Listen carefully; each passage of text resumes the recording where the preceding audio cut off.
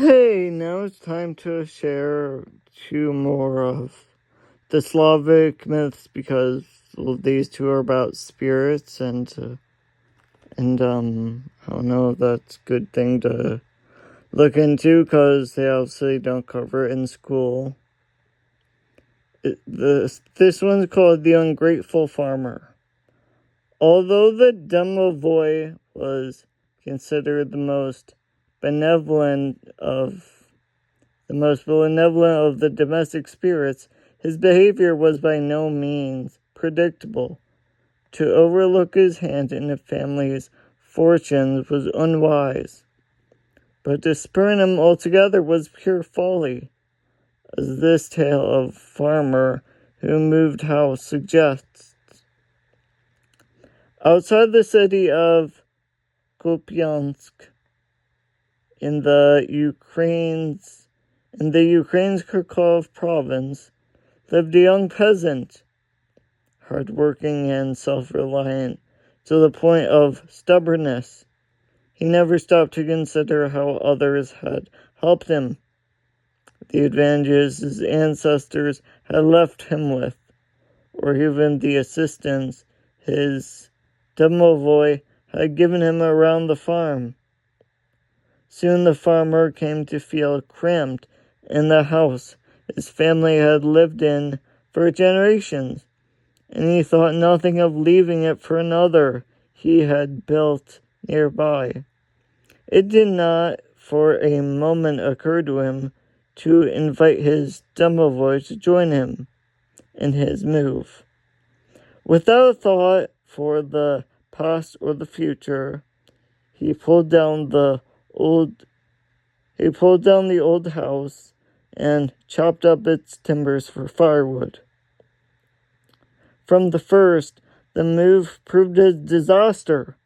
The crops withered in the field, the livestock sickened in the stalls, and the young man's own health started to suffer.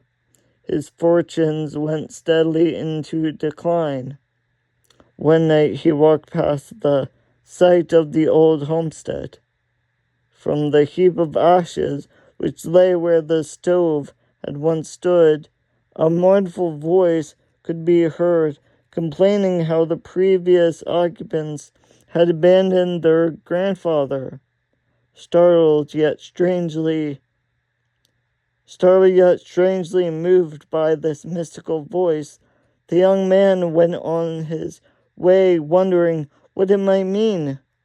He went to the village elders to ask them how his old domovoi might be appeased. On their advice, he returned to the ash pile one night with an offering of bread and salt and begged the domovoi to make his new home his own.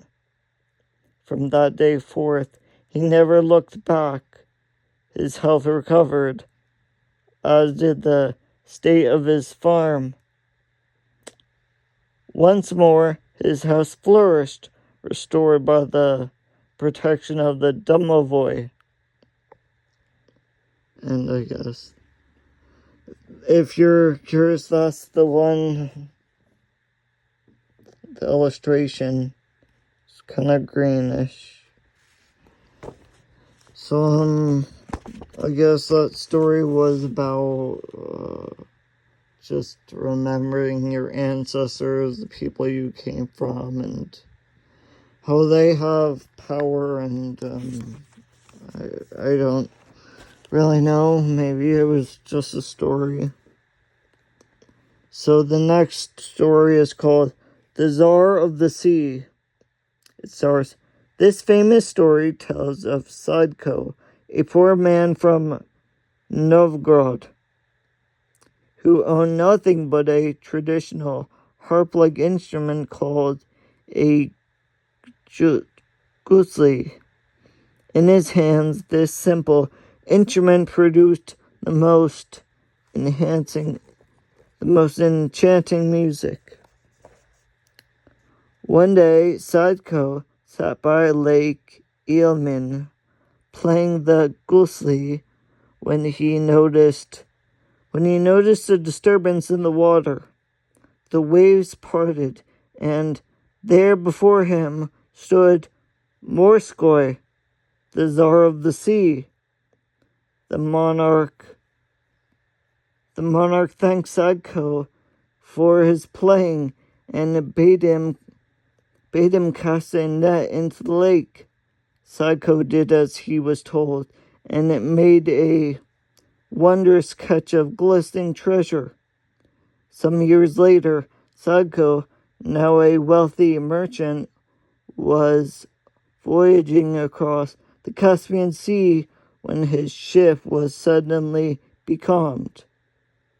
The fearful crew drew lots to find out who on board could be the cause of the disaster, and Sadko drew the shortest. The traitor then confessed he had for years neglected the observance he owed to the Tsar of the sea. When they heard this, the seafarers threw him overboard. Even before he hit the water, a brisk wind filled the ship's sails, and off they went once more. The merchant sank to the seabed, where he found Tsar Morskoy, the Tsar of the sea from before. He had been waiting 12 years to hear Sadko again, he said, and he must play to him now and enchant his heart once more. Sadko took his gusli and strummed out his sweetest music. Tsar Morskoy danced in delight, causing storms for miles round. The happy water king then offered Sadko the pick of his 30 daughters in marriage. But Tsar Morskoy's wife told him to choose the plainest, Chernovka, and warned him not to kiss her. Sadko did as he was told, and the following morning awoke to find himself on the lush banks of the Chernava River in Novgorod, where he was soon reunited with his own beloved wife. So that story, obviously that's not true, because he was given the task to play his gusli underwater, but playing an instrument underwater is, I don't think there are many instruments you can play underwater, and this is one of the few stories that doesn't have any illustrations whatsoever, so I guess just make up your own. It was the traveling musician slash merchant, and he was on the boat in the Caspian Sea, and so this video is already long enough. Thanks for watching.